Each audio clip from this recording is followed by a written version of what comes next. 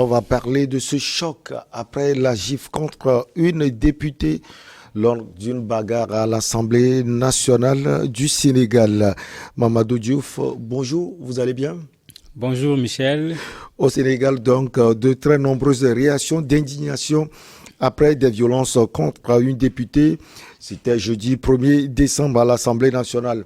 Ami Ndiane de la majorité a été giflé par un élu de l'opposition. La séance consacrée au budget du ministère de la Justice a été suspendue. La tension a été montée ces derniers jours dans l'hémicycle où la majorité et l'opposition sont désormais au coude à coude. Mamadou Diouf, qu'est-ce qui s'est passé? On sait que les images ont fait le tour des télévisions et des réseaux sociaux en pleine session. Donc, c'était le député Massata Sab du parti PUR, membre de la coalition Yehu Askan, oui, qui se dirige résolument vers Amin Dian et lui assène une gifle. Sortez-le, lance le président de l'Assemblée nationale. C'est la cohue. Amin Dian réplique en lançant une chaise et un autre élu lui donne un coup de pied dans le ventre alors que selon les nouvelles, la députée est enceinte. Qu'est-ce qui s'est passé à l'Assemblée nationale du Sénégal, Mamadou Diouf? En fait, c'est la suite je dirais, de difficultés qui ont précédé la séance qu'on a vue hier, puisque plusieurs fois, ce marathon budgétaire a été suspendu à cause de la violence, au moins verbale, pour dire qu'on a une assemblée particulièrement agitée. Pour ce qui s'est passé hier, lors d'une séance précédente, c'était dimanche, la dame Amin Ndiaye avait tenu des propos contre le leader du parti PUR dont vous parlez, qui en même temps est un leader religieux. Il est le responsable de l'association qu'on appelle Moustarchidine ou Moustarchidat. Les adeptes de cette association, qui sont membres de la coalition à travers le parti PUR, n'ont pas gobé cela. Ils ont réclamé une réaction du président de l'Assemblée, ils ne l'ont pas eu. Ils ont demandé à ce que la dame s'excuse, elle ne s'est pas excusée. Et lors de cette session, un membre de PUR a pris la parole pour rappeler au président de l'Assemblée le règlement en lui disant qu'un député ne peut pas s'en prendre à un autre député en l'insultant ou bien en insultant une personne qui n'est pas dans l'hémicycle. Pendant qu'il tenait ses propos, la dame Amin Ndiaye est revenue, sachant que c'est d'elle qu'on parlait indirectement, en disant que ce qu'elle a fait, elle l'a fait, elle l'a voulu, elle l'a fait. Bon, le gars a quitté le pupitre, s'est dirigé vers la dame. Bon, à la grande surprise de tout le monde, il lui a donné une gifle. La dame a pris une chaise pour le taper sur le monsieur qui l'a giflé. Et c'est en ce moment qu'intervient un autre également du PUR, Massata Samb, qui lui donne un coup de pied au niveau du ventre. La séance a été suspendue, les choses ont été calmées, la séance a repris. Quand la séance a repris, au bout de quelques minutes, la dame est tombée. Alors qu'elle était assise tranquillement au niveau de sa chaise, il n'y avait plus de bagarre en ce moment. Elle s'est évanouie, c'est les sapeurs-pompiers qui l'ont fait sortir de l'Assemblée. Donc, tout ce qui ont suivi, puisque ça se passait déjà en direct, alors qu'il y a tellement de télévision au Sénégal, il y en a même qui demandaient à ce que les images ne passent pas, mais bien sûr, des images comme ça ne vont pas être cachées et ça a suscité l'indignation de façon générale. Pour deux raisons. La première raison, nous, on nous a éduqués en nous disant qu'un homme ne se bat pas contre une femme. On trouve que le rapport de force n'est pas le même. Dans le principe, un homme ne se bat pas contre une femme. La deuxième chose, l'Assemblée nationale, quand même, si le Sénégal est une république, c'est une institution. Est-ce que dans une telle institution, on peut assister, j'allais dire, à un tel spectacle? Que les gens ne s'entendent pas, que les gens divergent au niveau des opinions, qu'on eu quelqu'un qui parle, tout ça, ça peut se comprendre, mais des insultes dans tous les sens, parce que c'est ça qui se passe. Des coups de pied, des coups de poing, des chaises qui volent, malheureusement. L'Assemblée a commencé avec des chaises qui volent et ça risque d'être très certainement la session parlementaire la plus violente que le Sénégal n'ait jamais connue depuis son indépendance. Alors Mamadou, on a déjà vu ces violences dans des hémicycles partout dans le monde. On a vu récemment même au Ghana. On sait que le Sénégal est un modèle de démocratie en Afrique de l'Ouest, même en Afrique. Vous avez chuté en le disant, on risque d'assister à ces scènes. On se demande À qui le tour demain? Oui, mais c'est extrêmement dangereux parce que il est vrai que cette assemblée est particulière. En tout cas, si on en croit la prise de position de Mimi Touré, dont on a parlé plusieurs fois sur ce plateau, quand elle a pris la parole hier, quand on préparait le vote du budget pour le ministère de la Justice, on a vu une Mimi Touré qui semble plutôt être de l'opposition. Elle a axé tout son discours sur la question du troisième mandat du président de la République en demandant au ministre de la Justice, qui a participé à la mise en place de la Constitution, qui a répété plusieurs fois que le président ne peut pas avoir un troisième mandat, de parler aux Sénégalais les yeux dans les yeux pour leur dire que le président Macky Sall ne peut plus être candidat. Cette posture a été applaudie par l'opposition, bien sûr huée par ceux dont elle a été la tête de file pour la campagne et qui sont devenus députés au niveau de l'Assemblée. Mais si on prend cela en compte, ça veut dire qu'on est retourné à la situation initiale. Le parti au pouvoir et sa coalition n'ont pas la majorité à l'Assemblée nationale. Et il y a déjà cet enjeu qui est là, qui fait qu'au niveau de l'Assemblée, ça chauffe parce qu'il n'y a pas une domination numérique qui permet à des gens, à travers un vote mécanique, de pouvoir faire passer quelque chose. L'autre enjeu qui est le plus difficile, c'est que quand on regarde l'Assemblée, vous avez plein de jeunes qui sont venus, aussi bien de l'opposition que du pouvoir, que l'on connaissait déjà pour des discours plutôt violents à travers les réseaux sociaux et autres. Mais quand tous ces gens-là se rencontrent dans une même salle, ça pose problème. Je crois qu'il faudrait que le président de l'Assemblée prenne ses responsabilités pour que les gens sachent qu'ils sont députés d'abord. On les appelle honorables. Je ne crois pas que c'est le meilleur insulteur qu'on peut appeler honorable. Ce n'est pas celui qui donne les coups de pied ou les coups de poing comme si on était sur un tatami qu'on peut appeler également honorable. Il faut que les gens comprennent que dans l'hémicycle, ils sont dans une institution à la limite sacrée d'un point de vue républicain et que les gens comprennent qu'ils sont dans cette enceinte sacrée, qu'ils portent vraiment la toge qui est celle du député pour représenter le peuple sénégalais, parce que le peuple sénégalais ne se reconnaît pas dans ces bagarres entre les députés, quelle que soit la raison qui peut être évoquée. Les nouvelles de Amin Dia, vous les avez?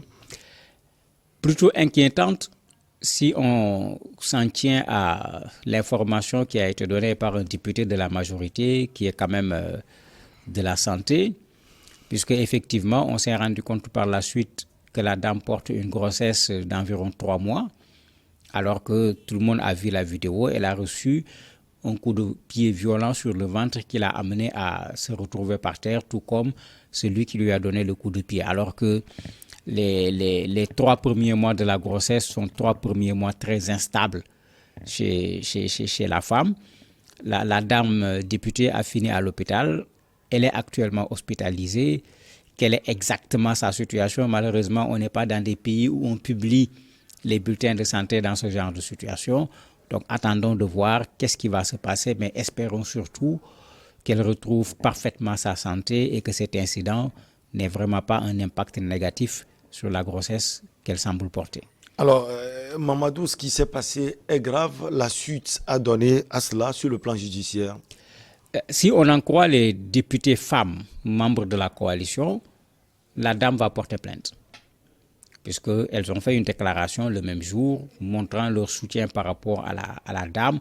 Vous avez bien sûr d'autres organisations féminines qui se sont mêlées à la chose et vous avez plusieurs députés au niveau de la coalition au pouvoir qui veulent que la femme, que la députée qui a été giflée porte plainte pour que cette affaire puisse être réglée. Vous avez même certains qui vont très loin en disant que tout le monde a vu à la télé, c'est du flagrant délit, on n'a pas besoin d'aller amener des questions d'immunité parlementaire à lever ou pas.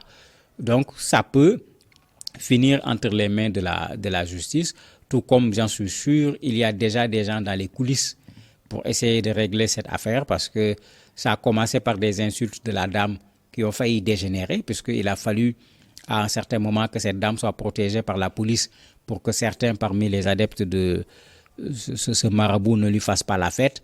Il ne faudrait pas regarder la chose d'un seul côté, il faut le regarder des deux côtés, et je me dis qu'ils vont plutôt chercher à faire de l'équilibre dans cette affaire pour pouvoir trouver une solution qui n'est pas celle de la justice. Alors, ces deux députés sont de la coalition Yewwi Askan Wi, on l'a dit tout à l'heure. Est-ce que ce qui est arrivé peut avoir des impacts sur cette coalition au niveau de l'Assemblée nationale et au niveau de l'échiquier politique sénégalais? Je ne le crois pas, puisque autant les femmes membres de la coalition au pouvoir ont fait une déclaration devant la presse, autant ceux de la coalition Yewwi ont fait une déclaration devant la presse en disant trop c'est trop. C'est l'expression qu'ils ont utilisée en disant trop c'est trop. Et quand les gens vont trop loin dans les propos en termes d'insultes, voilà ce à quoi cela conduit. Et ils ont utilisé ça pour eux parce que c'est des propos qu'ils avaient tenus auparavant, en reprochant au président de l'Assemblée en particulier de réagir et de ramener à l'ordre les députés de l'opposition quand ils perturbent les députés de la majorité qui prennent la parole et de ne pas le faire en sens inverse. Donc eux, ils ont utilisé ça comme une confirmation et considèrent un peu le président de l'Assemblée comme responsable parce qu'on lui a demandé de jouer son rôle et il ne l'a pas fait, ce qui nous a amené là où nous sommes. Donc on ne les a pas vus quand même cautionner la violence, mais on ne les a pas vus également se désolidariser par rapport à leurs deux collègues députés. Autrement dit, le président de l'Assemblée nationale prend parti parce qu'il vient de la coalition la coalition au pouvoir, si on peut le dire. Bien sûr, c'est le reproche qui lui a été fait dans l'hémicycle, puisque moi j'ai suivi la chose en direct, parce qu'il y a ce qui s'est passé avant et ce qui s'est passé après. Même le député qui a quitté le pupitre pour aller gifler la dame, quand il parlait, il s'adressait au président de l'Assemblée, en rappelant les articles 56, 57, 58 pour lui dire voilà ton rôle et tu ne joues pas ton rôle et parce que tu ne joues pas ton rôle, ça pose des problèmes. Donc, en fait, quand il prenait la parole, il reposait encore ce problème du fait qu'au niveau de l'Assemblée, vous avez des personnes qui interviennent, ça se voit dans toutes les assemblées, mais ici, ce sont des insultes et vraiment les pires des insultes qui sortent de la bouche des députés, bon, que les autres ne peuvent pas comprendre parce que souvent ça se fait en langue wolof.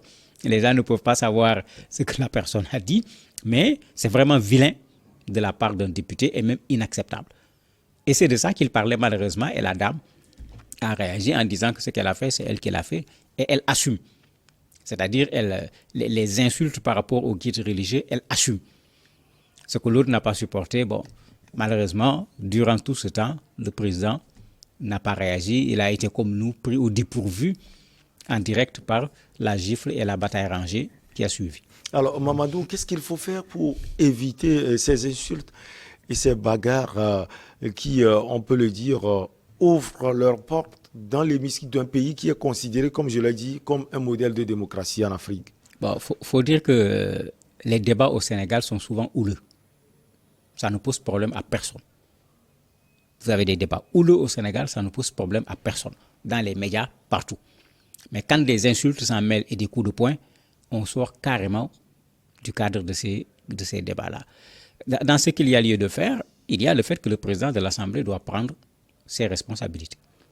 Il y a un règlement, que le règlement soit appliqué et qu'il soit appliqué de façon impartiale. Parce que s'il n'est pas appliqué de façon impartiale, la situation va empirer. Les partis qui ont des représentants au niveau de l'hémicycle également, on se pose des questions. Il y en a beaucoup qui sont devenus députés pour la première fois. Est-ce que les gens ont pris la peine, après que ces gens ont été élus députés, de leur demander de lire le règlement intérieur de l'Assemblée, voire même de leur faire une formation pour qu'ils sachent c'est quoi leur statut en tant que député, pourquoi ils ont une protection en tant que député à travers l'immunité parlementaire, etc. Parce que quand tout cela n'est pas fait, mais vous avez quelqu'un ou bien quelqu'une qui se retrouve dans l'hémicycle, qui a son salaire, qui a tout un ensemble d'avantages, mais qui ne sait pas quel est son rôle, qui ne comprend pas son statut.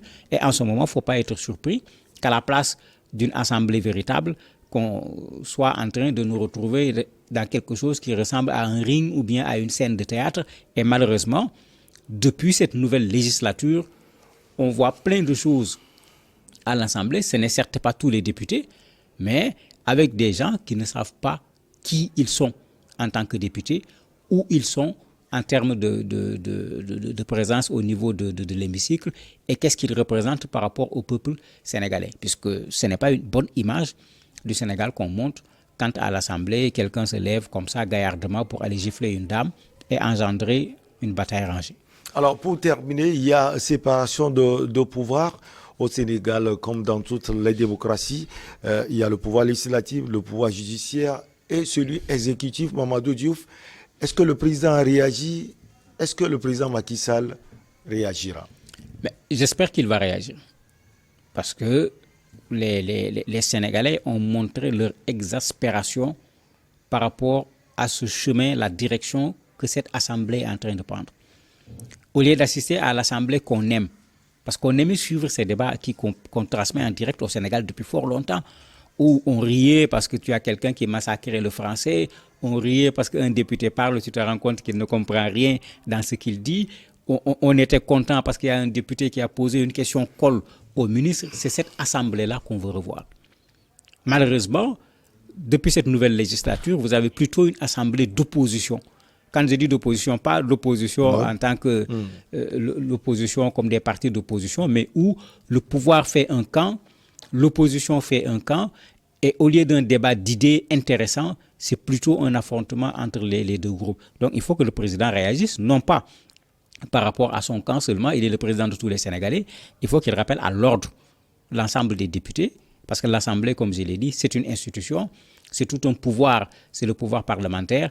Est-ce qu'on peut mettre le pouvoir parlementaire entre les mains de ces personnes? Je ne le crois pas. C'est pourquoi je suis d'accord avec un média de la place qui a tout simplement titré ce matin « La République giflée ». Merci beaucoup à vous, Mamadou Diouf. On va marquer la petite pause et derrière, on reçoit notre invité.